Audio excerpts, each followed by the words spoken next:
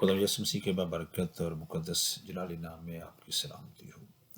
मैं आपसे दरख्वास्त करना चाहता हूं कि आप मेरे इस यूट्यूब चैनल को सब्सक्राइब करें, बेल को बजाएं ताकि आपको हर एक आने वाली जो नई मेरी वीडियो है वो मिल सके और हम मिलकर कलाम मुकद्दस को सीख सकें और मेहरबानी से इसको दूसरों के साथ शेयर भी करें। आज हमने कलाम मुकद्दस में से ये सीखना है, ये स्टडी करना है कि बाइबल मुकद्दस की तफसीर की ज़रूरत क्यों है। कलाम मुकद्दस में लिखा है कि अब ईमान उम्मीद की हुई चीज़ों का इत्माद और इन देखी चीज़ों का सबूत है। या बाइबल मुकद्दस ईमान के यकीन चीज़ों का इत्माद और अनदेखी चीज़ों की सबूत की बात करता है, तो हमें देखना है कि कैसे हम बाइबल मुकद्दस को पढ़ें। ये क्या है, कहानी पढ़ना और कानूनी डॉक्यूमेंट्स पढ़ने में फ़र्क है। जब बच्चा पढ़ता है तो उसका पढ़ना फ़र्क है और जब बड़ा पढ़ता है तो उसका पढ़ना फ़र्क है। कानूनदान के पढ़ने से और एक पादरी के पढ़ने से बड़ा हो ज़्यादा फ़र्क है। तरीके से समझने में फ़र्क है, लफ्ज़ों के मायने को जानने में फ़र्क है, उनकी गहराई को जानना और उनके असरात को जो लोगों की ज़िंदगियों में होंगे उनको उनका समझना और पढ़ना फ़र्क है। इसलिए असल ज़ुबान में पढ़ना तर्जमा पढ़ने जैसा नहीं है। इसलिए हमने आज ये बात देखनी है। ये सब और दूसरे अवामल आयत के तर्जमा पर असरअंदाज होते हैं। ये ही असूल बाइबल मुकद्दस पर लागू किया जा सकता है। कोई भी बाइबल मुकद्दस की मुकम्मल तौर पर न्यूट्रल तरीके से नहीं पढ़ सकता। तो फिर हम बाइबल मुकद्दस का तर्जुमा दुरुस्त कैसे कर सकते हैं? क्या हमारी तशरीह पर ये बातें असरअंदाज हो सकती हैं, जैसे कि पहले से हमारा जो सोच है, जो मफरूज़ा है या जो तर्जुमा है, या फिर हमारी सखावती तजर्बा जिसको हम कहते हैं कि माशरे में और माशरी तजर्बा जो हम हासिल करते हैं उसमें, वो भी हमारे अंडरस्टैंडिंग में, बाइबल की अंडरस्टैंडिंग में और उसके तर्जमे में, उसकी तफसीर में हमारा असरअंदाज हो सकता है। और फिर सबसे बड़ा जो असरअंदाज होने वाली चीज़ है वो है गुनाह। जो गुनाह दुनिया में आया और हमारी ज़िंदगी में है, वो भी हमें बाइबल मुकद्दस को समझने में और उसकी तफसीर करने में बहुत बड़ी रुकावट है। और फिर हम बात करेंगे कि तर्जमा क्यों ज़रूरी है। कुछ ऐसी बातें हम आज कलाम मुकद्दस में से करेंगे। कलाम मुकद्दस में जो पहली बात हम सीखते हैं, जो पहले से मफरूज़े हमारे दिमाग में होते हैं, जो पहले से नज़रियात हमारे दिमाग में होते हैं, वो कैसे खुदा के कलाम को समझने में या उसकी तफसीर करने में हमारे रास्ते में हाइल होते हैं। तो अगर हम लूका की इंजील 24 बाब की 21 आयत देखें तो वहाँ लिखा है, लेकिन हमको उम्मीद थी। ये यीशु मसीह के दो शागिर्द हैं। जब यीशु मसीह मर जाता है और कब्र में है और तीसरा दिन होता है और वो जिंदा हो जाते हैं, लेकिन वो उनको याद नहीं होता और वो सफ़र कर रहे होते हैं दमिश्क की तरफ। तो वो वहाँ ये बात कहते हैं, हमको उम्मीद थी कि इसराइल को मखलिसी यही देगा। वो सोचते थे कि यीशु मसीह इसराइल को मखलिसी देगा और अलावा इन सब बातों के इस मौजज़े को आज माजरे को आज तीसरा दिन हो गया है। तो वो सोचते इसराइल को यीशु मसीह इसराइल मिस्रियों से सॉरी रूमियों से जो क्या है वो उनको मखलिसी देगा। ठीक है, वो उनको मखलिसी देगा, वो उनको छुटकारा देगा।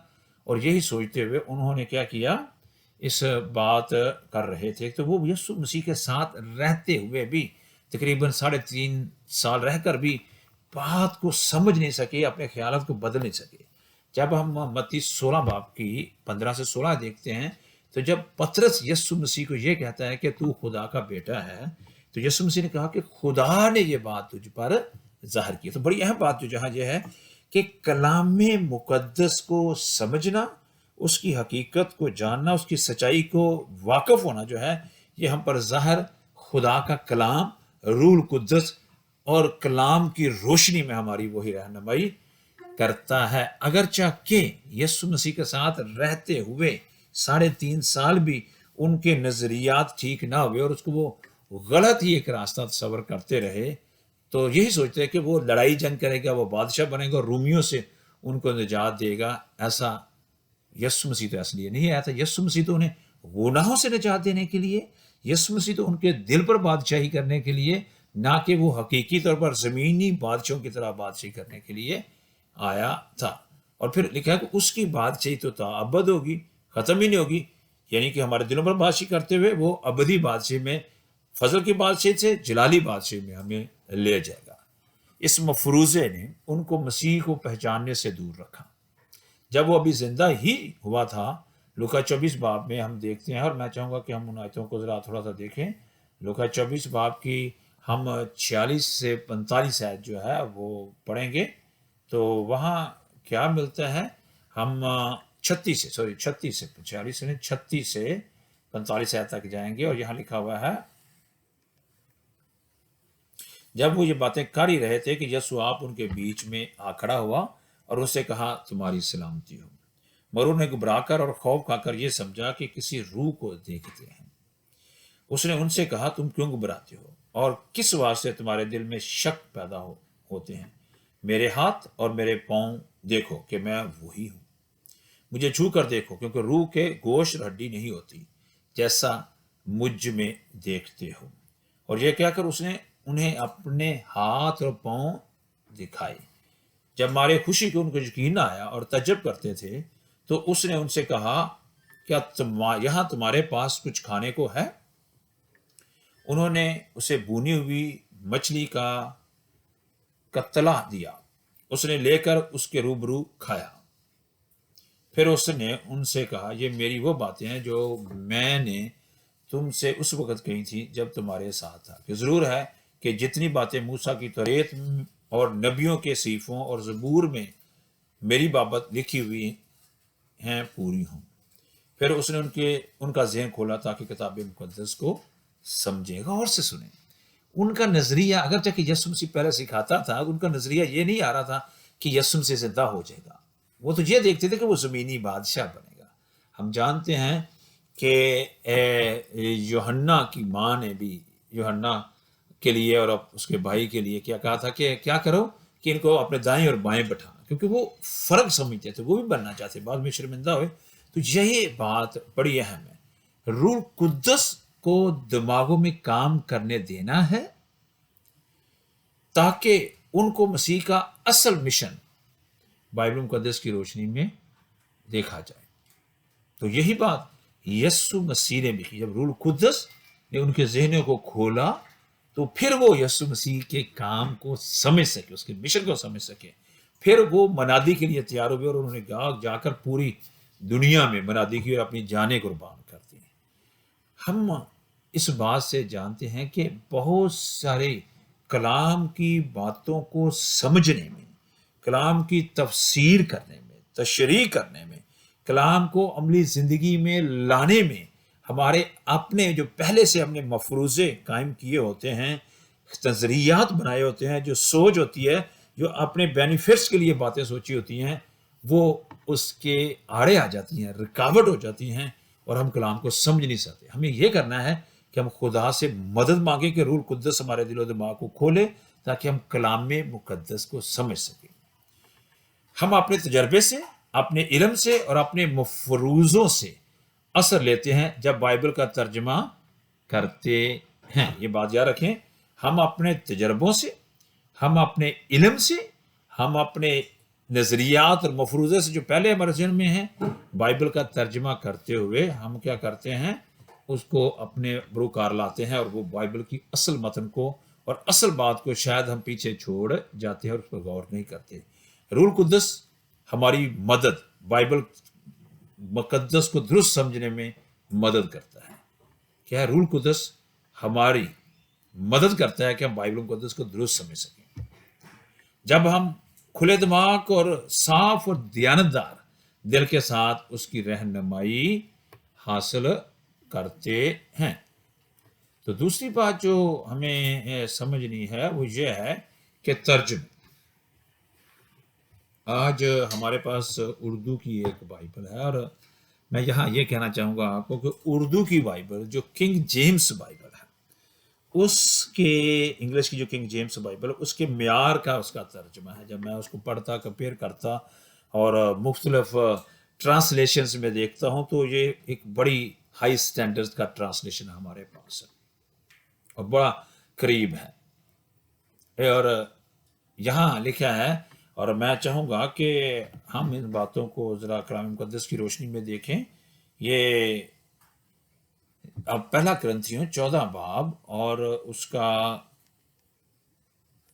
ہم 27 سے 28 آیت جو ہے وہ پڑھیں گے۔ لکھا ہے، اگر بیگانہ زبان میں باتیں کرنا ہو تو دو دو یا تین، زیادہ سے زیادہ تین شخص باری باری سے بولیں اور ایک شخص ترجمہ کرے، اور اگر کوئی ترجمہ کرنے والا نہ ہو تو بیگانہ زبان بولنے والا کلیسیا میں چپکا رہے اور اپنے دل سے اور اپنے خدا سے باتیں کریں۔ پہلی بات جو یہاں بڑی اہم ہے وہ یہ کہہ رہا ہے کہ اگر تم کلام سکھانا چاہتے ہو، بولنا چاہتے ہو، دعا کرنا چاہتے ہو، تو پہلی بات یہ ہے کہ آپ وہ زبان بولو جو دوسروں کو سمجھ آتی ہے۔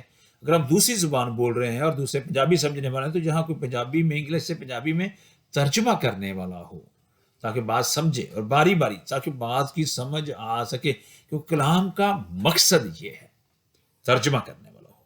بائبل مقدس کا ترجمہ کرنا اس لیے ضروری ہے کہ بات لوگوں تک پہنچے، میسج پہنچے، پیغام پہنچے اور لوگ سمجھ سکے۔ پرانا عہد نامہ عبرانی میں لکھا ہوا ہے جس میں چند عبارتیں جو ہیں اس کی آرامی زبان میں ہیں۔ نیا عہد نامہ یونانی میں لکھا گیا ہے۔ اگر ہم وہ زبانیں پڑھ نہیں سکتے تو پھر ہمیں ترجمے کی ضرورت ہے۔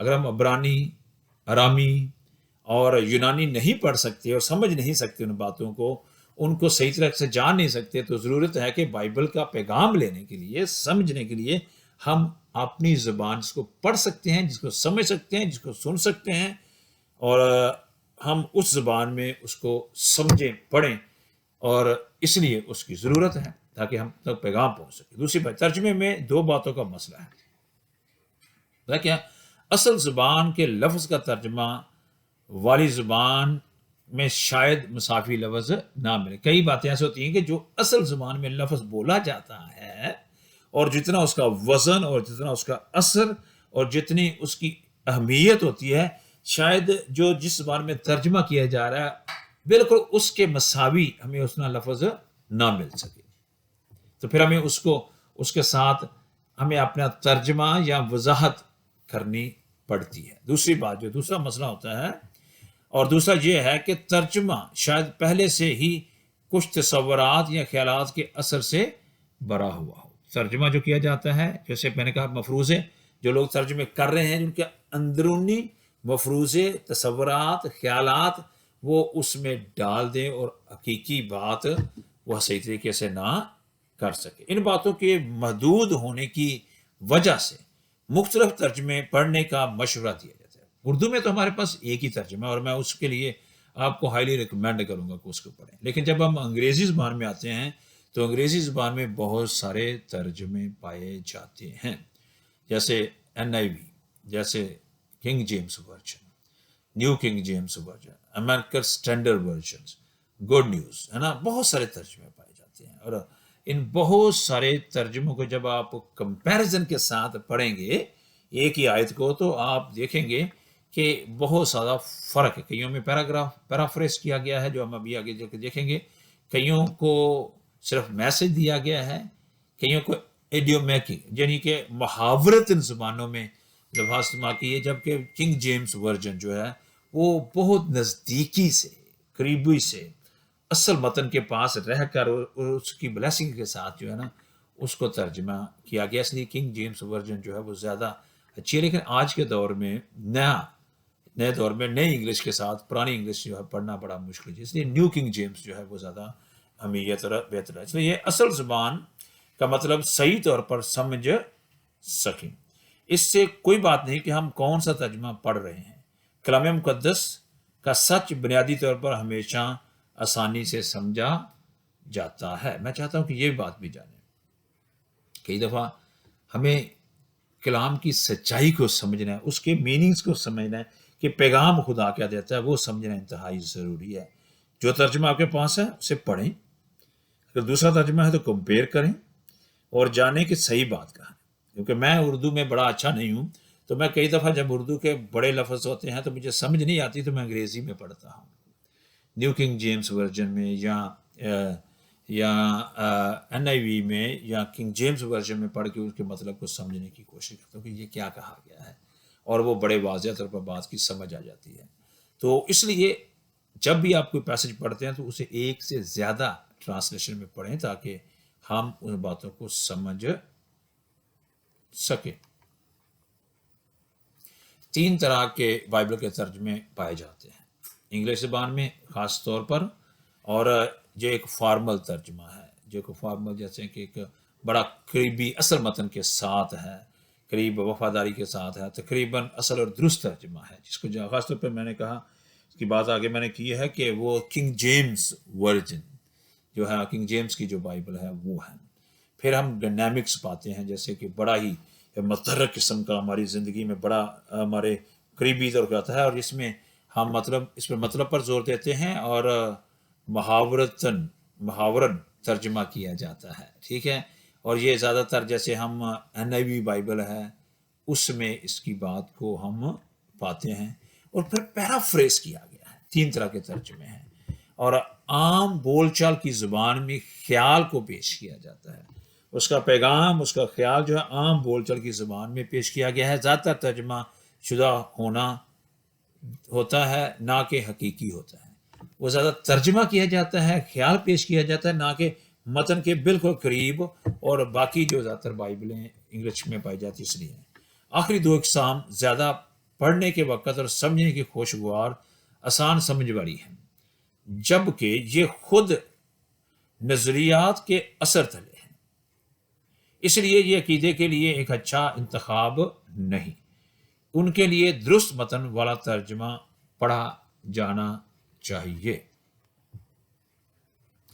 اچھا جی، جو ہم معاشرہ ہے، جو تہذیب ہے جس میں ہم رہتے ہیں، اس کا تجربہ بھی ہمارے جو ترجمہ ہم کرتے ہیں، جب تفسیر کرتے ہیں، اس پر اثر انداز ہوتا ہے۔ جیسے لکھا ہے، اگر میں چاہوں خروج کی کتاب اور اس کا 20 باب اور اس کی 5ویں آیت جب ہم پڑھتے ہیں تو وہاں ہے کلام مقدس میں، خروج کی کتاب اور اس کا 20 باب اور اس کی 5ویں آیت میں لکھا ہے، اور میں اس کے آخری پورشن پڑھنے لگا ہوں، اور جو مجھ سے عداوت رکھتے ہیں ان کی اولاد کو 3 اور 4 پشت تک باپ دادا کی بدکاری کی سزا دیتا ہوں۔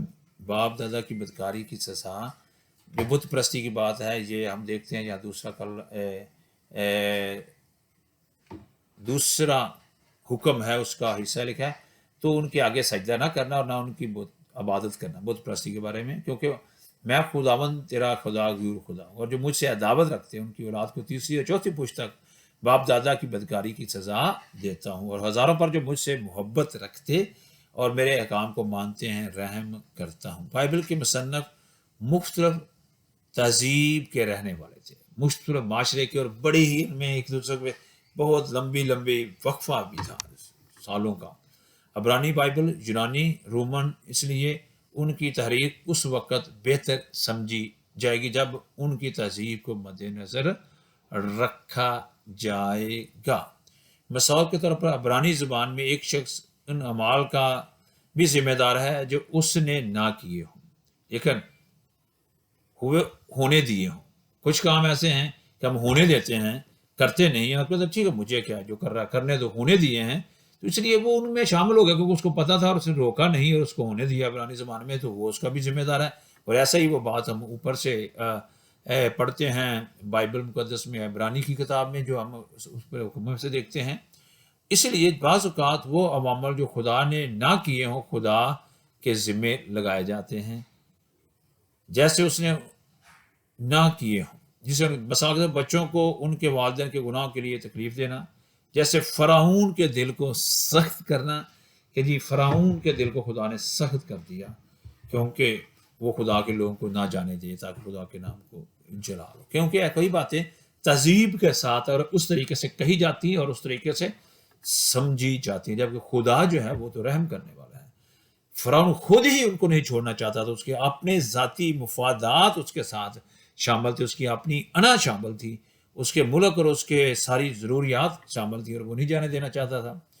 تو ان کو نوکر یا ان کو کام کرنے والے کہاں ہو دیتے ہیں؟ تو خدا تو انہیں لے جانا چاہتا ہے. اس لیے خدا نے اپنے قوی ہاتھ کو، اپنی قوی قدرت کو دکھایا اور وہاں سے نکالا. لیکن ہمیں کئی دفعہ یہ لگتا ہے کہ شاید خدا برائی کو کرنے دیتا ہے یا کرنے والا ہے. ایسا نہیں ہے. خدا نے تو اچھائی کو ظاہر کیا ہے، اچھائی میں مدد کرتا ہے، لیکن برائی ہم میں جو گناہ چھپا ہوا ہے اور جو ابلیس ہم میں کام کرتا ہے، ہم اس کے وسیلہ سے ہونے دیتے یا کرنے دیتے ہیں. اگرچہ ہم ان تہذیبوں کے بارے میں تفصیل سے نہیں جانتے تو بھی بائبل ہمارے لیے مقصد سے بری ہوئی ہے. یہ ایک ایسی عنوانوں کو تہذیب سے اوپر جا کر واضح کرتی ہے، جیسے تخلیق، گناہ اور ہم کو کیوں نجات ضروری ہے، ہماری نجات کے گناہ کو، یا تخلیق جیسے، یا خدا کی عدالت جیسے مضامین جو ہیں وہ تمام کلچر سے اباب، یسوع مسیح کی محبت اور قربان ہونا تمام کلچر سے اباب ہو کر ہمیں نظر آتے ہیں. اور یہ مضمون جو ہیں بائبل مقدس سے آسانی سے سمجھے جاتے ہیں. خدا آسانی سے ہمیں سمجھاتا ہے اور ہمیں اس میں مدد ملتی ہے. پھر ہم بات کرتے ہیں گناہ کی. جب ہم یوحنا کی انجیل 9 باب کی 41 آیت دیکھیں، یسوع نے ان سے کہا کہ اگر تم اندھے ہوتے تو گناہ گار نہ ٹھہرتے، مگر اب کہتے ہو کہ ہم دیکھتے ہیں، بس تمہارا گناہ قائم رہتا ہے. دیکھیں کیا ہوا، کئی دفعہ ہم دیکھتے ہیں، سمجھتے ہیں، سنتے ہیں کلام کو، جانتے ہیں کہ یہ بات جو میں کر رہا ہوں وہ غلط ہے، تو پھر بھی کر رہے ہوتے ہیں، پھر بھی کرتے ہیں. والدین کی نافرمانی، بت پرستی، زناکاری، چوری، ڈکیٹی، خدا کا نام بے فائدہ لینا، ہے نا، سبت نہ ماننا جو کہ خداوند کا 7واں دن ہے، جانتے ہوئے بھی کہ یہ کلام مقدس میں لکھا، کہتے ہیں نہیں یہ خداوند کا دن نہیں، خداوند کے زندہ خدا نے کہیں اس کو نہیں بدلا. یہ جانتے ہوئے بھی ہم ایسی باتیں ایسی باتیں جو ہیں ہم کرتے ہیں جس سے کیا ہوتا ہے کہ وہ مسئلہ ہو جاتا ہے، پرابلمز ہو جاتا ہے. تو ہمیں ان باتوں کا خیال رکھنا ہے کہ گناہ بھی ہماری سمجھ میں رکاوٹ پیدا کرتا ہے. ہم آنکھیں بند کر لیتے ہیں، جیسے کلام مقدس میں لکھا کہ ابلیس نے ہماری آنکھوں کے سامنے پردہ ڈال دیا تاکہ ہم خداوند کی خوشخبری کو نہ دیکھ سکیں. تو ایسا ہے. گناہ پڑھنے والے اور یقین، بائبل مقدس، گناہ پڑھنے والے اور بائبل مقدس کے درمیان ایک دیوار ہے. گناہ بائبل مقدس کو قبول کرنے کے راستے میں خلل ڈالتا ہے. ہو سکتا ہے کہ ہم بائبل مقدس کو صحیح نہ سمجھ سکیں کیونکہ ہم میں تکبر ہے، ہم میں خودی ہے، ہم میں شک ہے، ہمیں نافرمانی ہے، ہم اپنے نظریے سے پیار کرتے ہیں، اور اس طرح کی اور بہت ساری وجوہات ہم میں ہو سکتی ہیں جس کی وجہ سے ہم بائبل کو صحیح سمجھ نہیں سکتے، یا وہ ہمیں بائبل کو سمجھنے میں رکاوٹ ہے، کیونکہ گناہ ہماری زندگی میں زیادہ اثر اور تاثیر کرتا ہے. اس لیے ہم بائبل مقدس کو ایمان اور عقائد سے پڑھیں. ہم اس بات کے لیے تیار رہیں کہ بائبل ہم کو تبدیل کرے اور ہمارے کردار کو سنوارے. روح القدس ہم میں کام کرے گا اگر ہم اس کو اجازت دیں. ہمارے گناہوں کے باوجود وہ ہماری رہنمائی تمام سچائیوں میں کرے گا. خدا کے کلام میں جب ہم یوحنا 16 باب کی 13 آیت میں دیکھتے ہیں تو جو لکھا ہے وہ ہماری رہنمائی کرے گا. بائبل مقدس کے ترجمے کی کیوں ضرورت ہے؟ لکھا ہے لوکا 24 باب کی 45 آیت میں، پھر اس نے ان کا ذہن کھولا تاکہ کتاب مقدس کو سمجھیں. ہمیں اس بات کو سمجھنا ہے اور ہم اس بات کے ساتھ متفق ہیں کہ کلام مقدس کو سمجھنے کے لیے ہمیں خدا کو ہمارے دل و دماغ کو کھولنا ہے. خدا کو ہمیں بائبل مقدس سمجھانے کے لیے روح القدس کو ہماری زندگی میں کام کرنے دینا ہے، اور ہمارے ساتھ جو ہے وہ کام کرے گا تو پھر ہم سمجھیں، کیونکہ ہم گناہ گار ہیں، ہم انسان ہیں، اور ہم اس ساری باتوں کو سمجھ نہیں سکتے جب تک کہ خداوند خود ہم میں کام نہ کرے. اگر ہم بائبل مقدس کو غلط نظریے سے دیکھیں اور تفسیر کریں تو پھر ہم غلط نتیجہ نکالیں گے اور یہ نہ صرف نجات کی سمجھ میں بلکہ ہر بات میں جو بائبل مقدس میں سکھاتی ہے ہمارے راستے میں آڑ ہوگی، ہمارے راستے کا رکاوٹ یا پتھر بنے گی، مقابل کو درست تفسیر مزدل نتیجہ نکالے گی۔ عقیدے کا مسلسل اتحاد ہوگا، جو ہم ایمان رکھتے ہیں، جو ہمارا عقیدہ ہے وہ شروع سے لے کر آخر تک ہمیں ایک ہی بات کی طرف لے کے جائے گا، اس میں خلل نہیں آئے گا۔ پھر تعلیم کا اتفاق، جو سکھایا جاتا ہے پیدائش سے لے کر مکاشفہ تک، ہر ایک چیپٹر اور ہر ایک بک میں وہ صحیح سکھایا جائے گا۔ اور جو بات یہ ہے کہ پھر ایمان کے عقیدے کے ساتھ یہ کلیسیا میں اتفاق اور اتحاد پیدا کرے گی، کیونکہ ایک ہی چیز پر ہم ایمان رکھتے ہیں۔ پھر یہ خوشخبری کی منادی میں اتفاق اور اتحاد رکھے گی، خوشخبری کے انجیل کی منادی، یسو کی منادی، مشن، دوسروں تک لے جانا کلام کو، یہ اس میں اتحاد اور کلام کی باتیں ہمیں سکھائے گی۔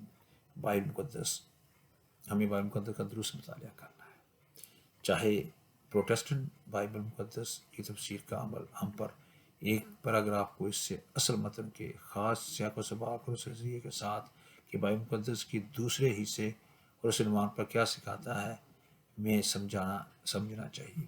اس طریقے سے ہم خدا کے اس پیغام کو جو اس نے بائبل مقدس میں سکھایا ہے بہتر سمجھ سکتے ہیں۔